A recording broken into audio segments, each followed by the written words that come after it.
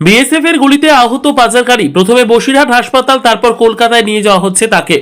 বসিরহাটের 102 নম্বর বিএসএফ এর ব্যাটালিয়নের অধীনে জল সীমান্ত দিয়ে এক বাংলাদেশি পাচারকারী জল সীমান্ত দিয়ে পার হয়ে বাংলাদেশে যাচ্ছিল।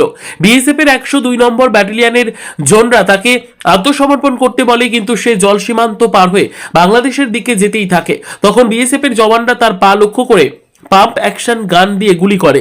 তারপর তাকে জল থেকে তুলে প্রথমে বসিরহাট হাসপাতাল এবং তারপর কলকাতায় নিয়ে যাওয়া হচ্ছে।